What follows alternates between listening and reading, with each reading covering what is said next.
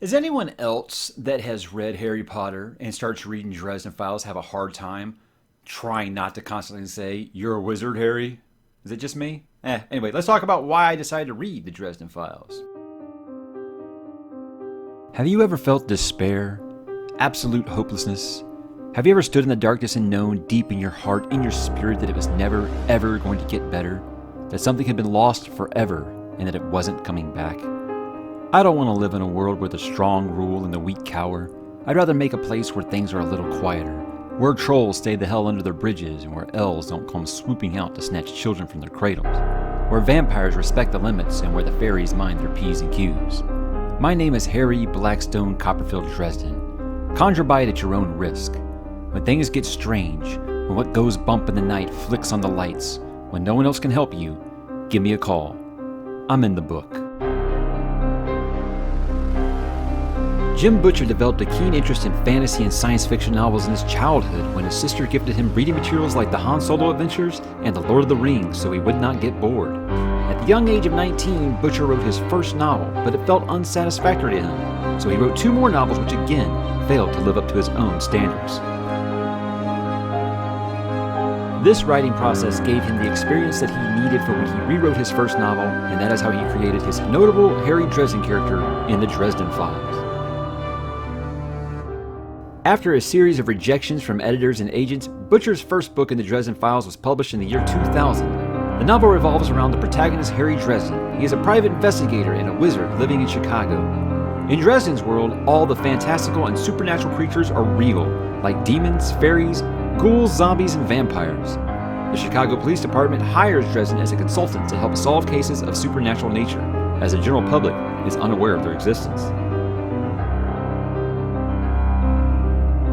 The Dresden Files became an instant phenomenon with its first publication, and as of 2019, there have been 15 Dresden Files novels written and published in the same series, along with many supplementary tales and short stories that are loved throughout the fantasy reading community.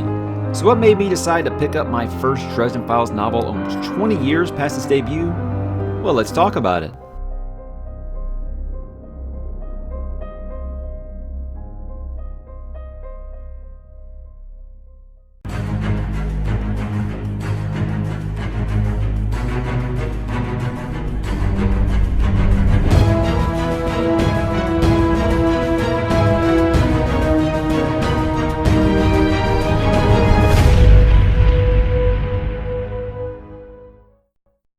Hey, what's up, bookworms? It's Mike here again with another Why I Decided to Read. This time we're going to be talking about The Dresden Files by Jim Butcher. Now, I do a series on here called Why You Should Read. Now, that's a series that I have read and love, and I try to get more people to read it by kind of giving you like a sales pitch, whereas the Why I Decided to Read is something where I'm coming into it new. Basically, it's come off of recommendations from many people, including you guys. A lot of the things I've read have actually been recommendations by you guys. But Dresden Files, I really don't have a really big story to tell you here. Dresden Files is something that's always kind of been on my radar. It's just one of those things I kept being like, I just kept putting it off. I kept putting it off. And then one day I was like, there's 15 of these damn books? It might be too far for me to catch up now. So I found myself continually just kind of putting them off. And then I thought, you know what? I decided to read Wheel of Time, and it was 14 books, and those are way more daunting than these Jim Butcher books are. So I actually kind of gave credit earlier to Daniel Green. Daniel Green did a video about why you should read the Dresden Files, and what he said. And if I'm regurgitating this, if you watched my other video, my weekly update video, I apologize, but I kind of got to put it in here. He sold it as if you need a good palate cleanser from some of these 900-page epic fantasy novels that we all read at this point. Well, not all, but if you're watching this channel, you know what I mean. Most of us do that. And I said, that is a great idea because I'm constantly looking for a good palate cleanser. And everyone has always told me that these Dresden Files books, yeah, there's a lot of them, but, they're so easy to read that basically you can read them in a couple of days, each one. And I can go ahead and say that is true because I've already read the first 2 just while I was planning to do this series here. After I finished Wheel of Time 7, I went ahead and read a couple of those Dresden Files books. I read Stormfront and Full Moon in a matter of about 4 days to kind of just clean the palate. And I'm very, very into it. So spoiler there, I'm very, very into it. I'm going to do a separate video kind of reviewing those 2 books. I am going to do reviews for that series. It just depends on how much you guys want to hear me talk about that. A lot of things on here, I've said it's not really about making money or anything like that. No, it's all about conversation here. But, like with my Red Rising series, that's something that I really love. But, not very many people are interested on the channel, so I stopped making videos for it. Same with the Lightbringer books, so I stopped making videos for those. So if you guys want to hear me talk about Dresden, yes, please let me know. And I will actually do a series. I'll probably do like 2 books at a time, like I said, just because they're short, even though I know the books do get longer. But as of right now, like I said, I think I will do about 2 at a time. As long as if they continue to be as easy to read as these first couple of books were. But it isn't really necessarily about, just that they're easy to read. This series was first introduced to me, gosh, it was pretty new, actually, when it was first brought up to me. I think it only had about 3 books out. And it was right around the time that I felt like I was waiting for... A lot of people kind of snicker at this now, and I don't know why. I don't know when it became like funny to say that you read Harry Potter. I know that I have really kind of come down hard on YA on this channel, so it might seem a little hypocritical. But it seems like more and more now people in the fantasy community just like kind of turn their nose up at Harry Potter like it was never a big phenomenon like it was. Anyways, it was when when J.K. finally slowed down on writing, and I think it was the big wait between books 4 and 5, or it might have been 5 and 6. I don't remember. There was actually a wait, and I was like, I need something else kind of similar. Turned out I ended up reading Aragon, but that isn't the point here. The point was that very good friend of mine, she was actually the best man at my wedding. I'm called her the best ma'am, by the way, but she was the best man at my wedding, and she got me Stormfront, and she said, I think you'll really like this, and she sold it to me as, it's kind of like Harry Potter for adults. And I just I was like, I read the back, I was like, wait, he's a wizard living in Chicago? Like, nah, I don't really do the urban fantasy thing outside of like, Buffy the Vampire Slayer, which a lot of people argue if that's urban fantasy or not. It's such a small little corner of the genre that I'm really not sure if I exactly know what it entails. It's like fantasy that takes place in like, our time and our real world.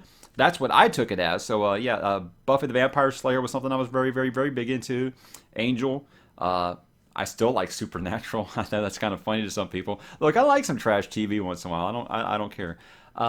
But like I said, I saw the book like, okay, he's a wizard in Chicago and a private investigator. I was like, yeah, pass.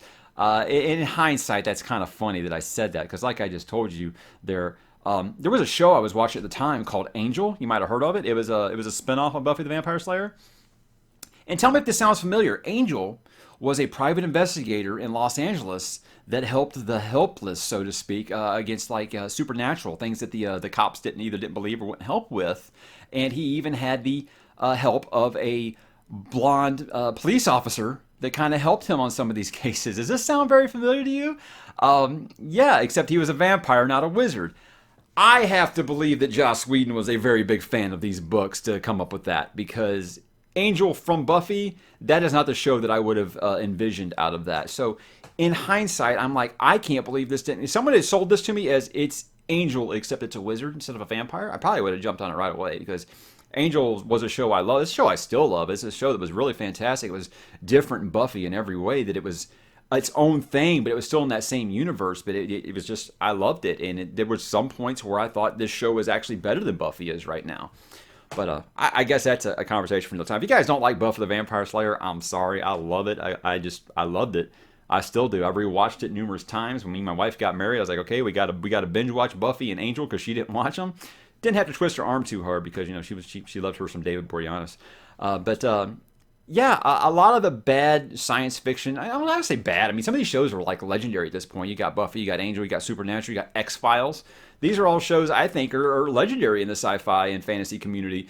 So, but a lot of people always consider them, bad TV because they weren't Breaking Bad or Game of Thrones, something like that. Everybody acts like now everything's got to be Emmy caliber. Sometimes it's nice just to have some candy. And I think that's what these Dresden File novels are. They're kind of like candy. You got your big giant steak like these Wheel of Time books, and then or Brandon Sanderson, but then you get your you get you some bubble gum, and just kind of have a palate cleanser with some Dresden Files. That's at least that's what I'm getting out of it so far. I've heard that the lore does get actually quite good and quite complex, but nothing to the point where it's going to just overwhelm you. In fact, some people told me that the second book is actually probably the one that is criticized the most in this series because he tries to throw too much at you too fast. And I'm like, man, I'm reading Wheel of Time right now. Throwing 5 different types of werewolves at me, that's not confusing to me, right? But again, someone like me who just, like I keep bringing it up because I just can't help but see the similarities with Angel. Someone who just loved that show, even the Monster of the Weeky stuff, but you had your long story arcs and stuff like that. This is right in my wheelhouse, man. I love this. It really kind of feels like a nice little noir detective kind of story. I mean, almost kind of, you hear like the noir music, like a Bogart movie or something kind of playing in the background of some of these things. But if what I've been told is like the first 2 books, people told me the first 2 books, you kind of got to struggle through them. And then the series gets better after that. And it actually just keeps getting better. And I'm like, look, if these 2 are the worst in this series, I think I'm going to become a mega fan because I liked them. I liked them quite a bit. And I'll talk about those when I actually do my review for it. I haven't decided if I'm going to go spoiler or non-spoiler on that.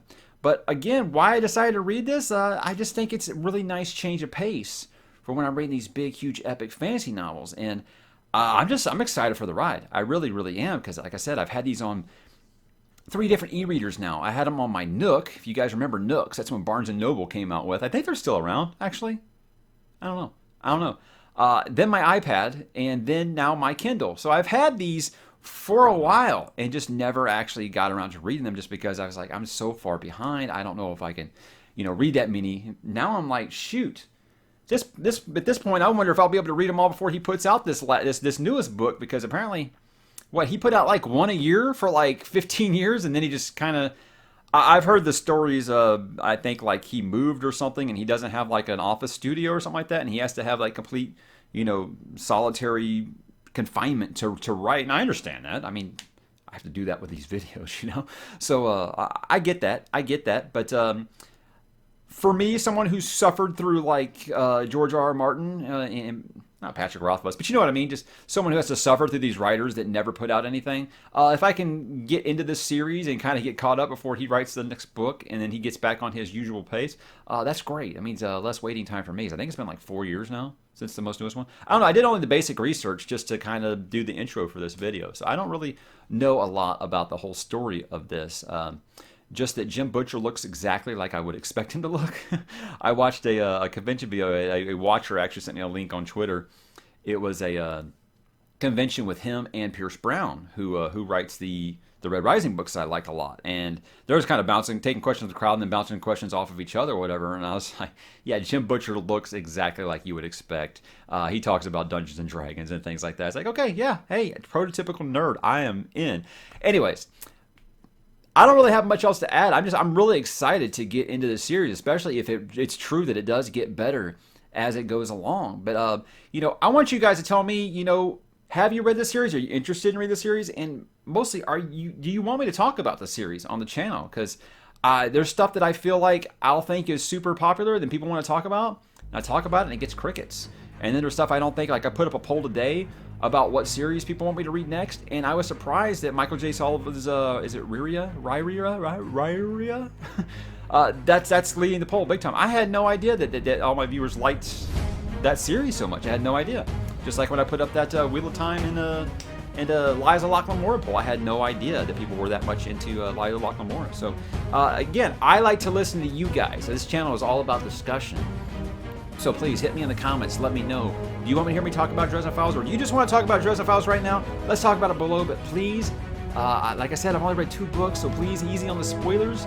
But anything else you want to talk about? Hey man, let's hit it in the comments. I'll talk to you guys there.